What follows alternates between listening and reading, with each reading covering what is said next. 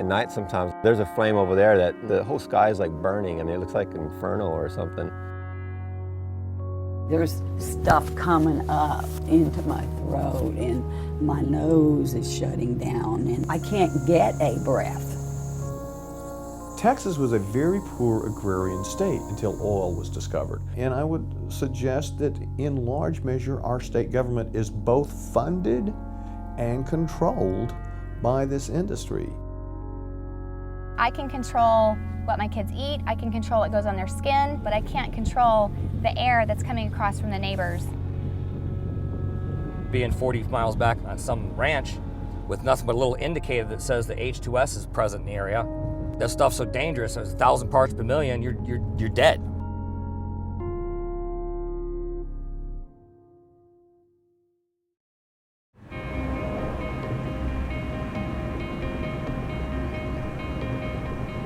The Eagle Ford Shale formation is about 400 miles long and about 50 miles wide. It's away from the big cities. It's not near population centers like Dallas-Fort Worth. So it's mostly rural. It is a generally poorer area of Texas. And for some reason, it has not gotten a lot of attention nationally. It's also arguably the largest economic development area in the entire world right now.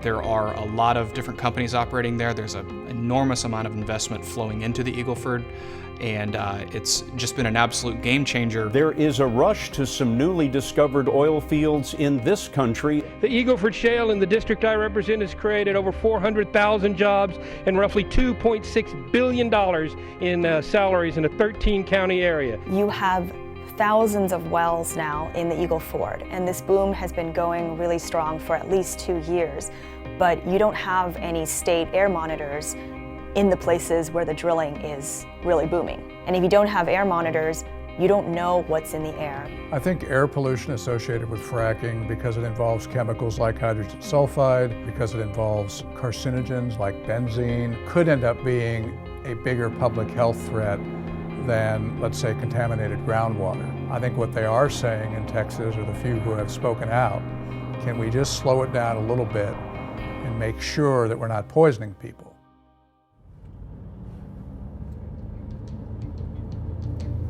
Almost a year ago, I began traveling to South Texas to see for myself what's happening in the Eagle Ford. 7,000 oil and gas wells have been sunk in this region. Another 5,000 are on the way. This is Karnes County, the epicenter of the boom. New wells, relentless truck traffic, flares everywhere. The industry says all of this is safe, but some people are worried. For myself, I've experienced a lot of difficulty with my breathing. I used to come out here, this very park, before all that was there, and run literally about 4 or 5 miles a day without any problems. Now I barely get a mile out before I start choking. It's just something heavier with the air. I have 2.5 acres and I can't bring my grandchild out here to enjoy it because I'm afraid for his health. For the past 8 months, Inside Climate News, the Weather Channel, and the Center for Public Integrity have investigated air pollution in this region. Oil and gas companies release thousands of tons of dangerous chemicals into the air each year. Those gases, which include benzene, carbon monoxide, and formaldehyde, soar into the sky. Then they land on schools, hospitals, and people's homes. People in the Eagle Ford say they're getting sick, and their symptoms match the kinds of problems caused by these chemicals. There's no scientific proof that their symptoms are caused by toxic air because the studies haven't been done. But as far as we can tell, regulators know almost nothing about what people in the Eagle Ford are breathing.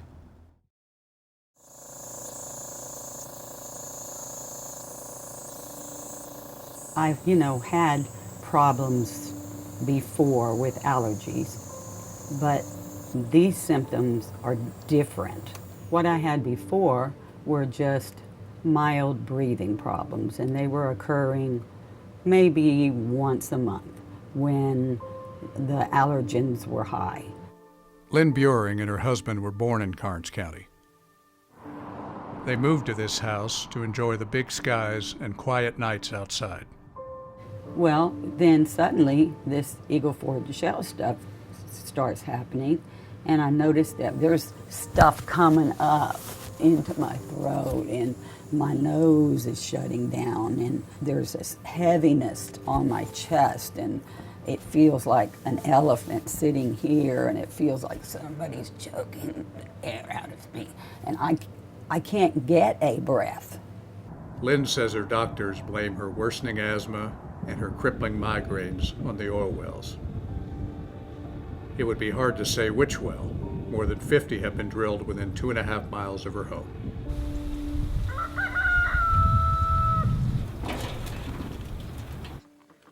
Fred and Amber Lissy work a 564-acre, family-owned organic farm on the northern edge of the Eagle Ford. The Lissy family won't lease their land to an oil company, but that hasn't stopped their neighbors. It just makes constant noise. They have bright lights on all night long, and that one was completed last summer, and it flared nonstop for a year. We're standing on a road. We own that side of the road, and this is the neighbors where they're doing some massive frack job. Obviously, you can hear the noise pretty loud. Sometimes it really echoes late at night, but that flame's almost always going. We don't feel safe having cattle or anything right here. If it did rain a whole bunch, or what kind of chemicals are coming off of this thing, we don't feel safe using this piece of land. The chemicals released during oil and gas extraction include some of the most damaging volatile organic compounds, or VOCs, including benzene and toluene. These chemicals have been linked to cancer, neurological problems, and other serious illnesses. VOCs are released at every phase of oil and gas development: drilling, fracking, production, and processing. They're part of the fluid that's used to fracture the shale, and they're released from the earth when the rock is cracked open. VOCs seep from well bores, storage tanks, flares, and even pipelines. But oil fields in this part of Texas have an added danger: hydrogen sulfide. It's a naturally occurring gas you'll find in some shale areas of the country, but is especially abundant here. In low concentrations, it makes people sick. In high concentrations, it can kill.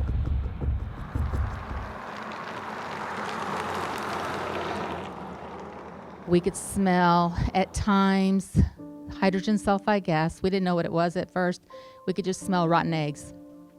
It was outside, very strong, very saturated. Then we could smell chlorine at times. Then we smelled crude oil at times. We knew what that was. I went to those 3 rig sites where they were drilling, and I told them, "You're making us sick," literally. Cynthia Dubnik is among the people who say they've gotten sick since the boom began. I decided to visit her. This is a daily log of what we smell, if we can identify it. I will note on here its chemicals, and I will note if we have any side effects from it.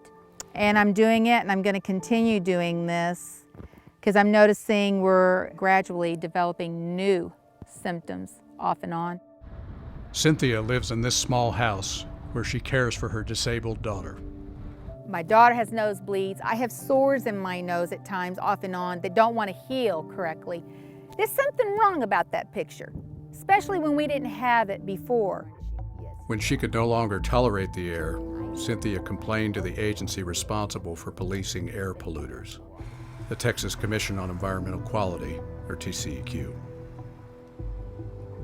Since 2008, the number of wells in the Eagle Ford has skyrocketed, but the TCEQ has had its budget cut by 1/3. Hundreds of complaints have poured in over the past few years from Eagle Ford residents. We wanted to know what the TCEQ was doing about them. Over the course of 8 months, we made over a dozen interview requests. And for 8 months, the agency in charge of air emissions for hundreds of thousands of wells affecting millions of Texans refused even a telephone interview. The TCEQ did respond to us in an email. They told us, The air monitoring data evaluated to date indicate that air pollutants in the Eagle Ford Shale area have not been a concern either from a long-term or a short-term perspective. Therefore, we would not expect adverse health effects, adverse vegetative effects, or nuisance odors in this area. They found this word, fracking, which sounds like something you wouldn't say to your grandmother. We did speak with Steve Everly of Energy in Depth, a research and public relations arm of the Independent Petroleum Association of America. The Texas Commission on Environmental Quality has actually gathered literally millions of data points on air emissions in the Eagle Ford region specifically. And they have come out and say that, on balance, Eagle Ford shale development is not resulting in emissions that are threatening public health or causing any sort of high levels of air pollution that are of concern. We looked into what the TCEQ was monitoring. According to experts, not much. While the agency does sporadic spot monitoring, we were shocked to learn that there are only 5 permanent air monitors in the entire Eagle Ford. That's 5 air monitors for an area nearly twice the size of Massachusetts. Karnes County is at the heart of oil and gas drilling in the Eagle Ford. You're looking at the closest air monitor. It's more than 20 miles away. A lot of these events are very fleeting. They can be very intense. There can be a really high exposure to something like hydrogen sulfide or benzene, and then it dissipates. It seems unlikely to me that this air monitor would pick that up. The TCEQ knows there are problems.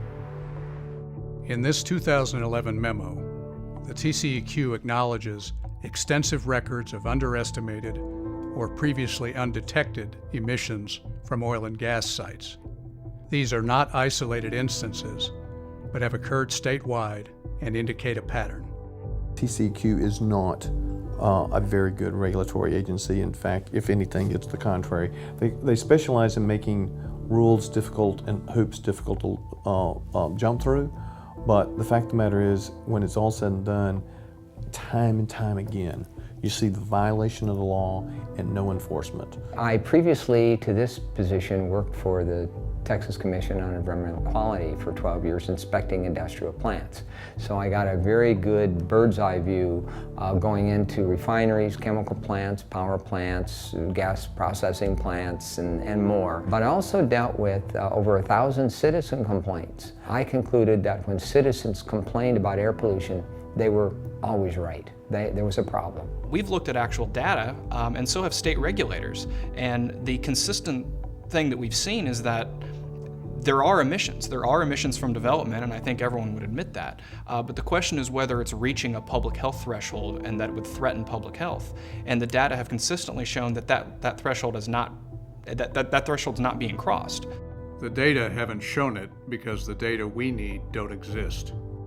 We know very little about air quality in the places with the most drilling, places like Karnes County. In the Eagle Ford, we know that there are hundreds of complaints of people who live near these facilities, and they're complaining of symptoms. A lot of them are symptoms that we associate with hydrogen sulfide or VOCs or other chemicals. Something like benzene, the effects don't show up until decades later. We know benzene causes leukemia, but do you really want to wait 30 years before seeing leukemia in a place before you consider that as scientific proof? What's going on in the Eagle Ford Shale is more subtle than a refinery explosion or an oil spill. A toxic soup of chemicals is being released into the air day in and day out. We won't know the effects of these emissions for a very long time. The chemicals in the air, we can't get away from them because we live here, we're here 24/7. We cannot get away from it. We don't have another home to go to.